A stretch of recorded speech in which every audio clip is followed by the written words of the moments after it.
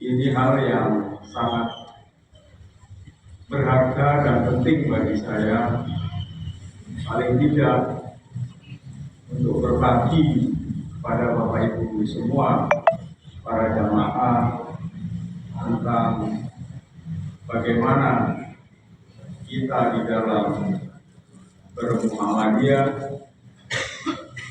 pada prinsipnya bermuamalah itu adalah terus-menerus memperbaiki nawaitu, memperbaiki etika kita semua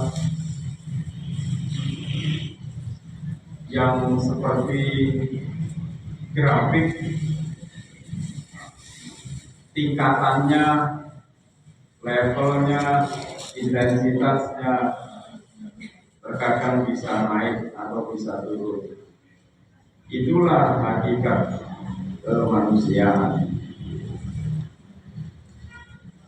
Saya hari ini mencoba menyampaikan topik yang terkait dengan halal bihalal, namun coba kita tarik kepada kehidupan kita sebagai umat muslim di Indonesia, khususnya yang berkhidmat sebagai kader, pengurus atau jamaah Muhammadiyah, untuk menarik pelajaran dari puasa dan Idul Fitri yang baru saja kita selesaikan, yang saya beri garis bawah bahwa puasa dan Idul Fitri itu melatih kita semua untuk terus mengasah etos kerja kita, etos keikhlasan kita, dan kecerdasan kita untuk mencapai apa yang disebut la'allakum tattaqun, sebuah impian kita sebagai umat muslim, yaitu selalu berada pada jajaran orang-orang yang bertakwa.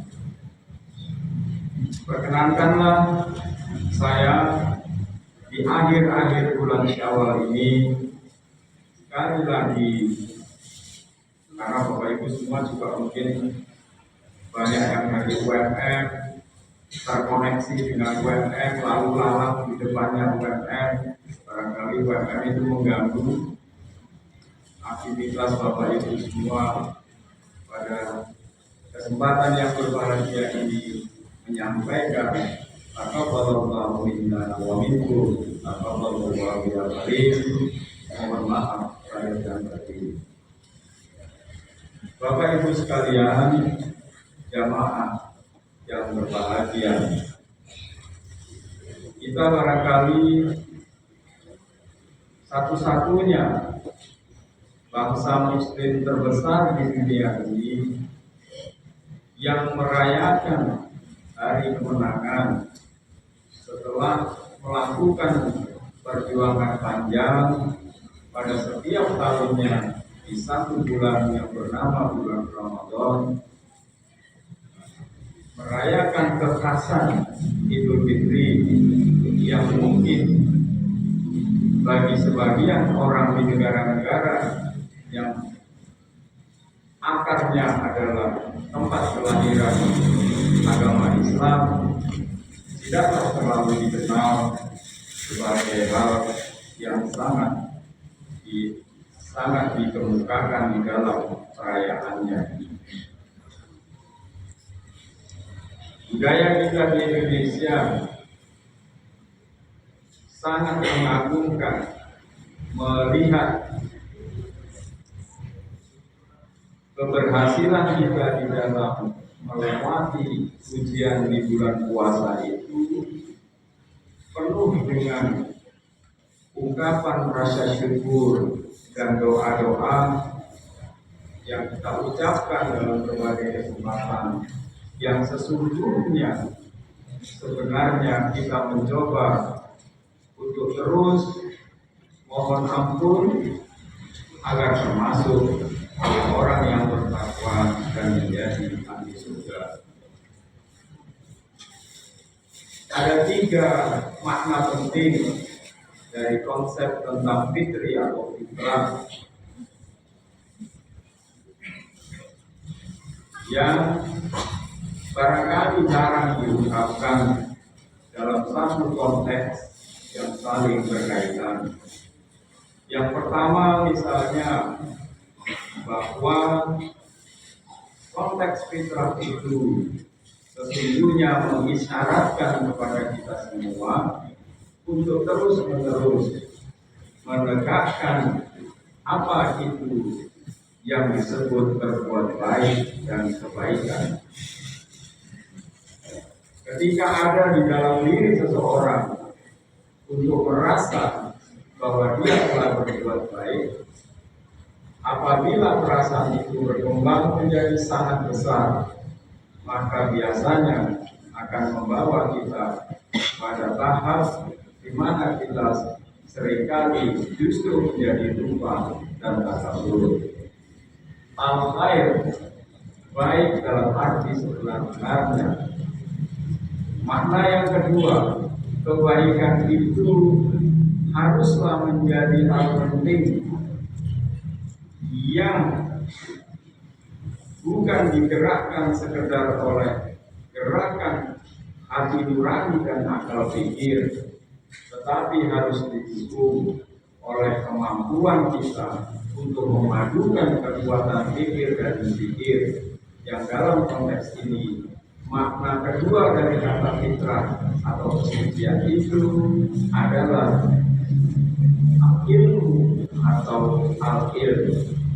Artinya ketika kita sebagai muslim mengatakan bahwa kita telah kembali ke fitrah setelah dari perjuangan yang cukup panjang itu, maka sesungguhnya kita diharapkan untuk terus belajar menggali ilmu pengetahuan, karena ilmu pengetahuan itu adalah modal besar untuk memperbaiki cara kita berbuat baik. Mohon maaf ini saya mencoba mengupas dengan cara yang agak sedikit berbeda. Nah, makna dari al-khair, kemudian konteks untuk dorongan untuk terus belajar al-ilm haruslah diikuti dengan upaya keras. Upaya keras itu digambarkan dalam apa yang disebut sebagai sesuatu yang indah, yang jika dilihat, dirasakan perpaduannya dalam kehidupan manusia akan melahirkan rasa nyaman, rasa bahagia. Itulah yang disebut seni, the art, sebuah keindahan.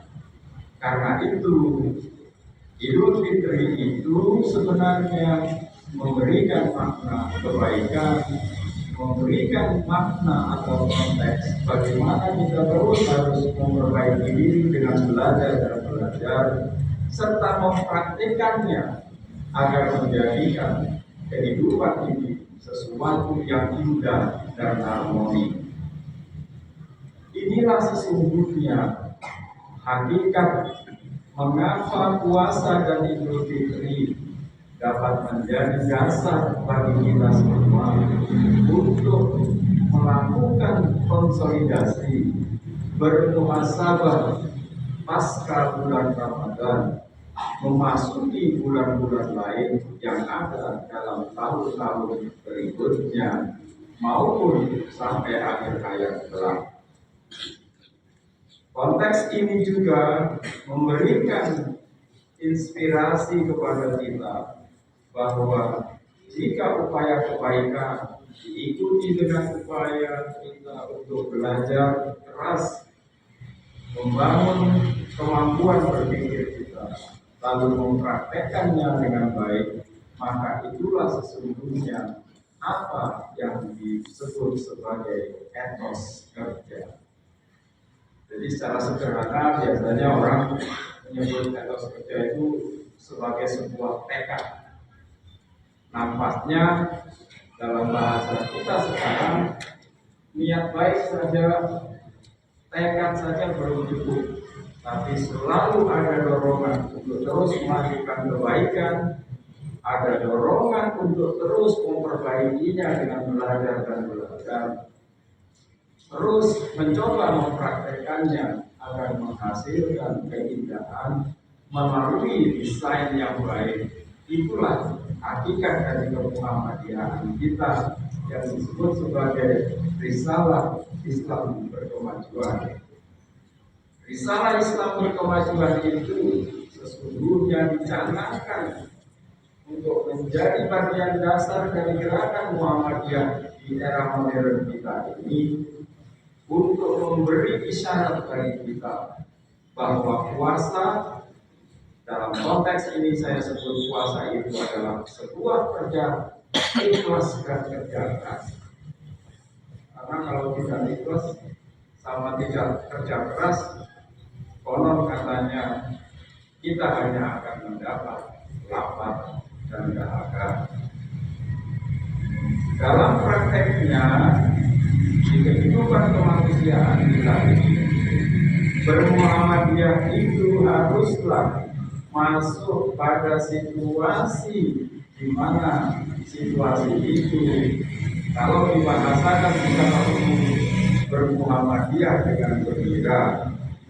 Bermuhammadiyah dengan gembira ini sebenarnya upaya menahan diri agar pikiran-pikiran buruk, persepsi-persepsi negatif selalu dapat kita kendalikan, sebagaimana saat-saat kita ketika berpuasa itu.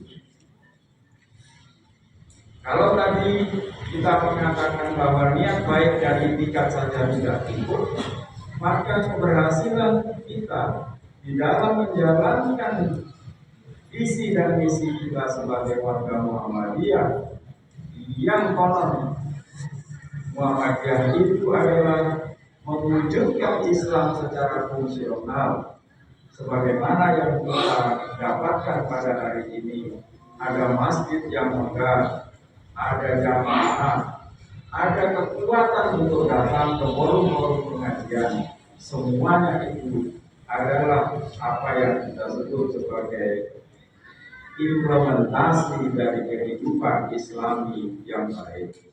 Karena itu niat baik itu tidak cukup, harus ada etos kerja, harus ada keikhlasan, harus ada kecerdasan.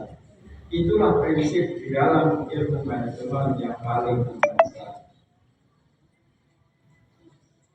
Puasa, jika kita melihatnya sebagai sebuah proses lahiriah dan batiniah, maka sesungguhnya dalam setiap etapa kehidupan kemanusiaan, semua orang dia akan selalu dihadapkan pada banyak hal, banyak tantangan.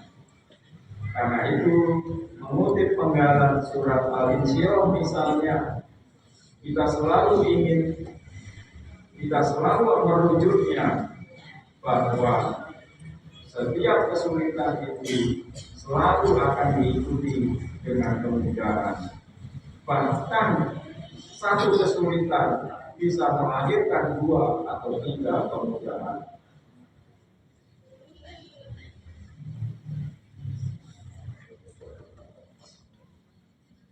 Innamal yusri yusra, wa innamal yusri yusra, fa iza faragta fansab, wa ila rabbika farghab. Nah, karakter manusia yang biasanya membesar-besarkan kesulitan dibandingkan kemudahan, coba ditahan, dikendalikan dengan pengetahuan kita yang cukup, dengan merujuk kepada surat Al-Insyirah. Kita sebagai manusia seringkali melihat kesulitan itu lalu membesar-besarkannya, membicarakan kesulitan lebih sering ketimbang membicarakan kemudahan. Itulah esensi kemanusiaan kita yang harus bisa dikendalikan. Something wrong lebih banyak mendapat perhatian ketimbang something right. Kalau orang media, bad news is a good news katanya. Jadi bayangkan kalau kehidupan ini lalu orang mengemas kesulitan-kesulitan dalam bentuk kemasan kata-kata yang indah, sehingga orang tidak menyadari bahwa yang diungkapkan itu adalah kesulitan. Bisa dibayangkan bagaimana jadinya kehidupan manusia. Sekarang orang risau dengan kecepatan media digital, kecepatan media sosial. Disitulah ujian lain yang membutuhkan pengendalian sebagaimana ketika kita sedang berpuasa. Bad news is a good news. Mungkin menghasilkan uang yang banyak, mungkin menghasilkan kebahagiaan karena kita menyudutkan kelompok yang lain, mendiskreditkan umat yang lain tanpa kita sadari. Karena itu, sebagai warga Muhammadiyah, sebagai pengurus dan kader Muhammadiyah, kita harus dapat memetik hikmah bahwa good news is a good news. Bad news adalah sesuatu yang harus ditahan agar kita selalu melahirkan berita-berita baik kepada masyarakat, berita yang membesarkan hati. Itulah makna penggalan dari Al-Insyirah yang selalu kita baca di dalam sholat-sholat kita, bahwa kalau ada kesulitan selalu akan ada kemudahan. Innamal usri yusra. Meyakinkan kita agar selalu menjadi insan yang optimis, insan yang memiliki itikat untuk selalu melakukan dan mempraktekkan makna dari fitri yang telah kita ungkapkan di depan. Halal bihalal kali ini bagi saya sungguh istimewa. Salah satunya diunggah ke tempat yang paling menggetarkan hati saya ini, karena konon jamaahnya luar biasa dan kritikal. Banyak juga ahli hadisnya. Maka marilah kita gunakan modal itu untuk menunjukkan kepada masyarakat bahwa umat muslim adalah umat yang harus berada di depan di dalam memecahkan persoalan-persoalan kemanusiaan, di dalam memecahkan masalah kesenjangan sosial, masalah ketertinggalan, masalah kemiskinan. Kita harus menjadi umat muslim yang maju. Pengalaman kita menunjukkan bahwa kerja dengan etos kerja keras, dengan keikhlasan, dengan terus mempraktekkan kebaikan-kebaikan, maka kita akan mendapatkan kemajuan bersama yang luar biasa. Di Universitas Muhammadiyah Malang misalnya, tempat saya berkhidmat dan mengabdi, keberhasilan bukanlah keberhasilan orang perorangan, tetapi keberhasilan itu tidak selalu juga kita sebut sebagai keberhasilan kolektif, tetapi merupakan wujud dari praktek keislaman yang baik, yang menginginkan orang, yang mendorong orang, menginginkan, membuat keinginan orang untuk berkontribusi lebih banyak daripada untuk kepentingan dirinya sendiri. Inilah yang bisa menjadi modal besar bagi bangsa Indonesia untuk menjadi bangsa yang maju. Jika kita mengutip salah satu potongan surat Al-Isra misalnya, 17 ayat 3, modal besar untuk melatih kemampuan kita merenungi kefitrian kita setelah Ramadan dan seterusnya adalah bagaimana kita mengasah rasa syukur itu sebaik-baiknya. Innahu kana abdan syakura. Banyak bersyukur ini kan harus dieksplorasi bentuknya, karena rasa syukur sebagaimana juga batin kita sebagai manusia bisa naik bisa turun. Yang bagus itu tentu saja kalau grafik rasa syukurnya itu bisa ditahan, jangan sampai turun di bawah level yang paling jelek.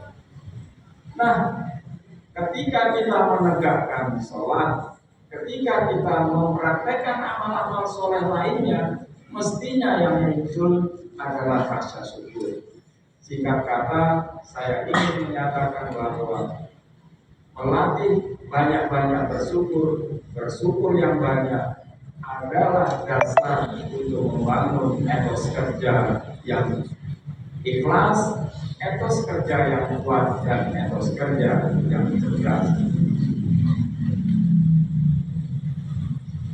Sebagaimana penggalan juga yang lain di dalam surat Al-Fath 46 misalnya, maka tidak pernahkah mereka berjalan di bumi sehingga hati atau akal mereka dapat memahami, telinga mereka dapat mendengar.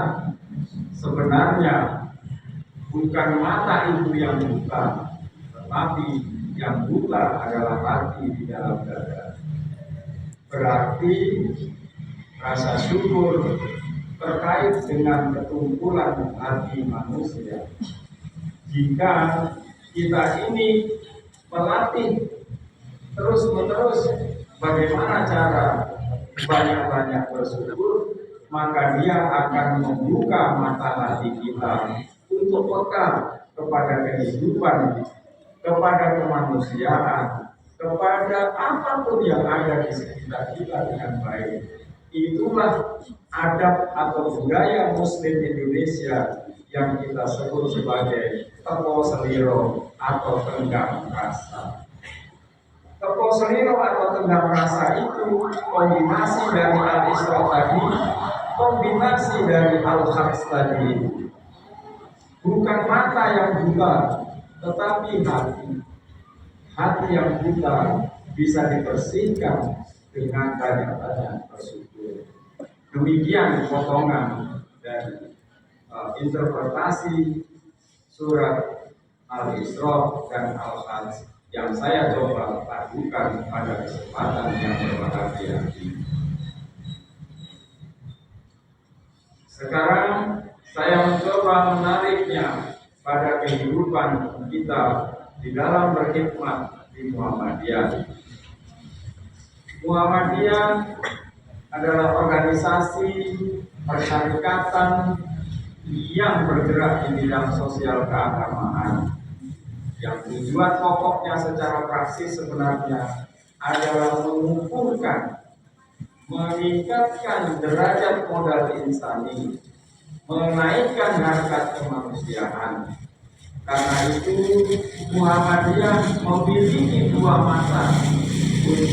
mata pedang untuk mencapai targetnya sebagai organisasi, yaitu bergerak di bidang pendidikan, bergerak di bidang kesehatan. Itulah yang utama, agar kita dapat terus membantu menjadikan masyarakat kita itu modal insani yang kuat, modal insani yang kokoh. Karena itu adalah alat penting untuk memecahkan masalah kemiskinan, ketertinggalan, keterbelakangan, dan sebagainya.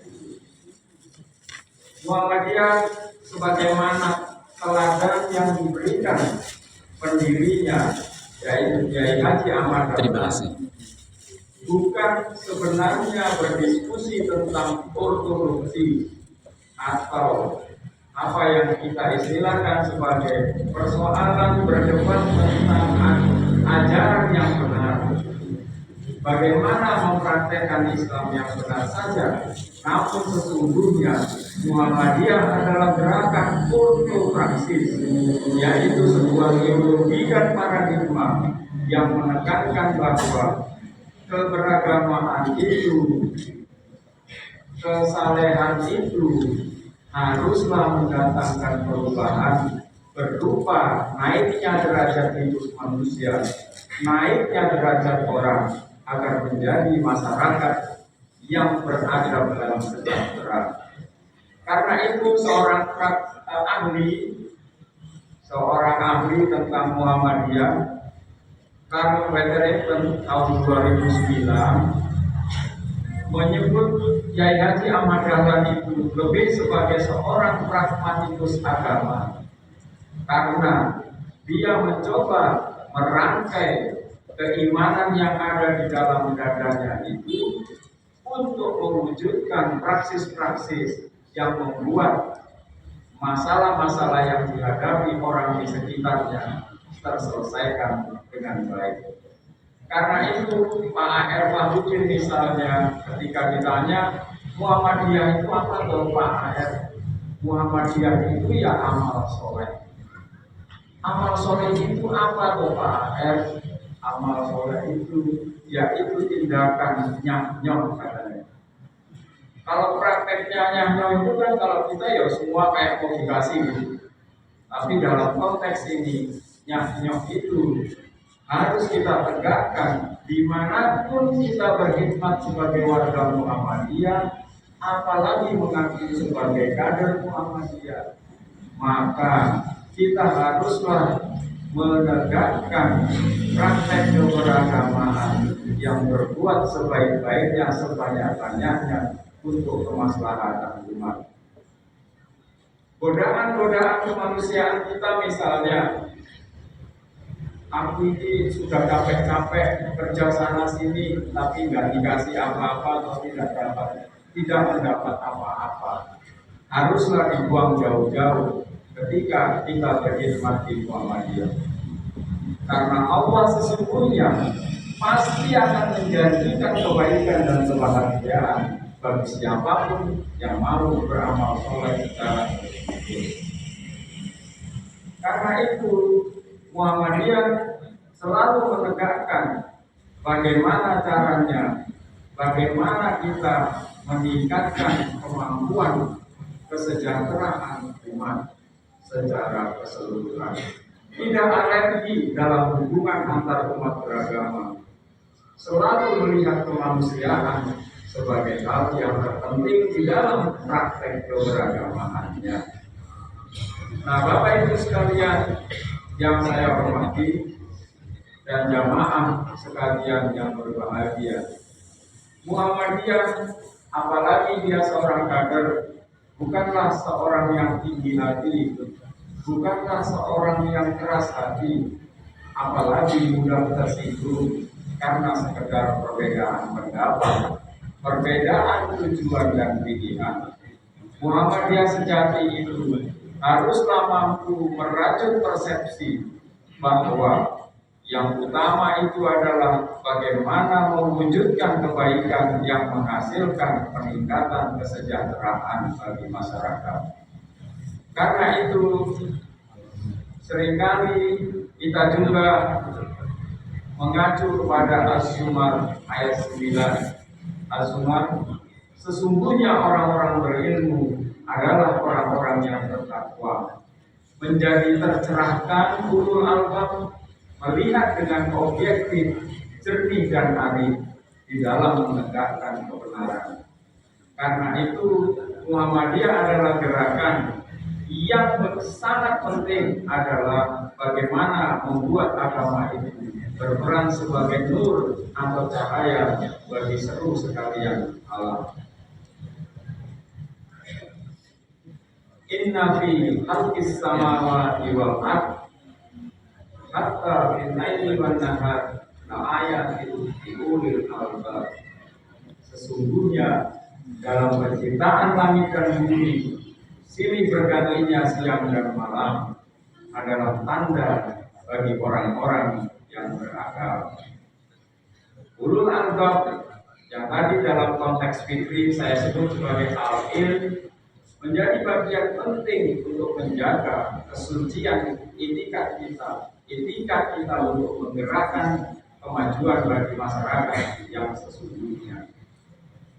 Bapak Ibu jamaah at-taqwa yang berbahagia, mengutip Al-Quran surat Ar-Ra'd ayat 13, Inna Allaha la yughayyiru ma biqaumin hatta yughayyiru ma bi anfusihim.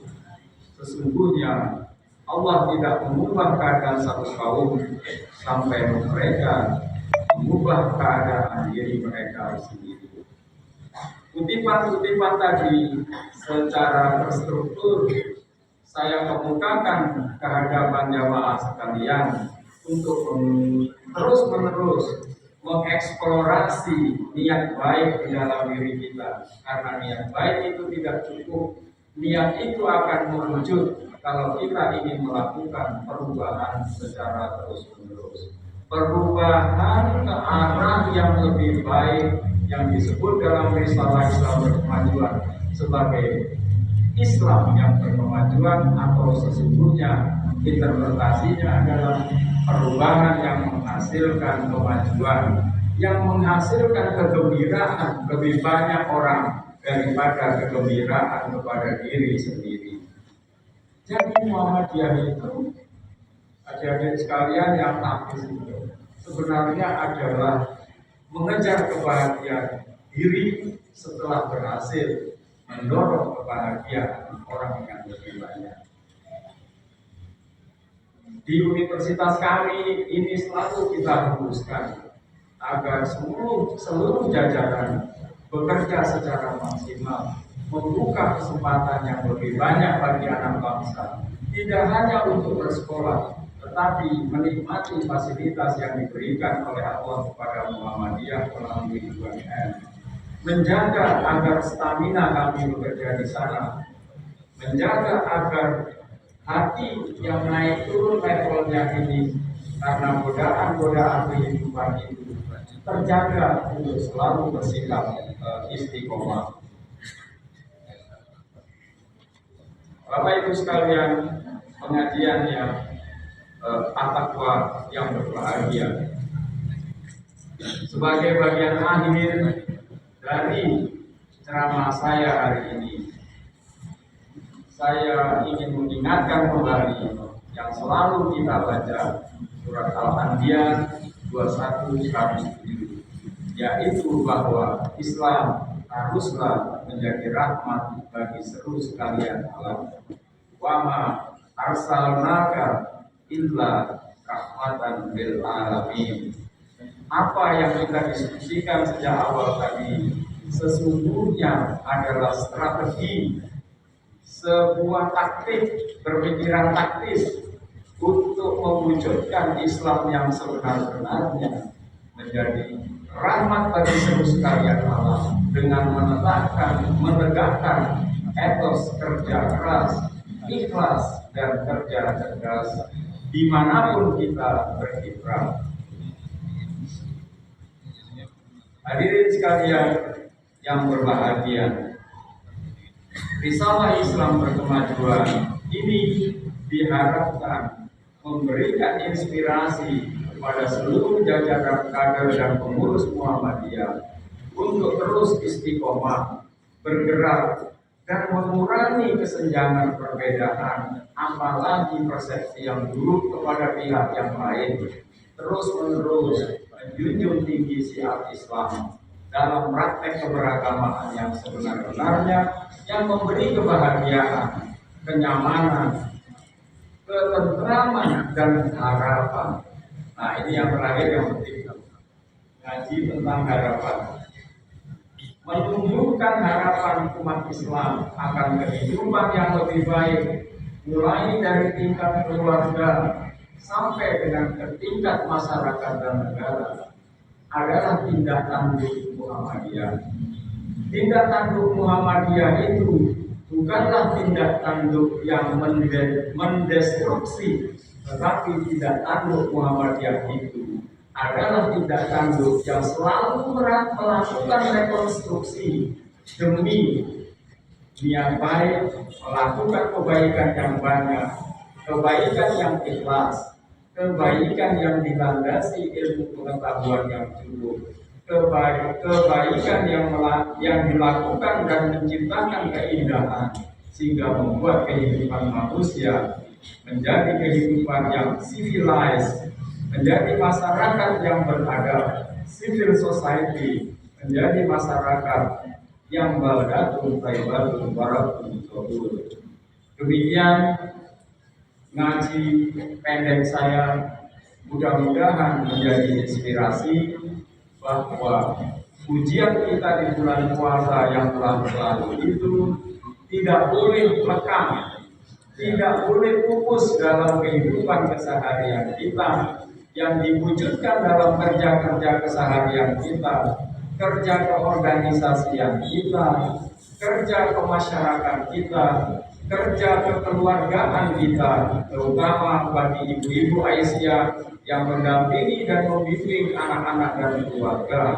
Maka etos ini haruslah dibangun sebagai inspirasi untuk memberi kepentingan yang lebih baik bagi bangsa Indonesia, bagi masyarakat kita.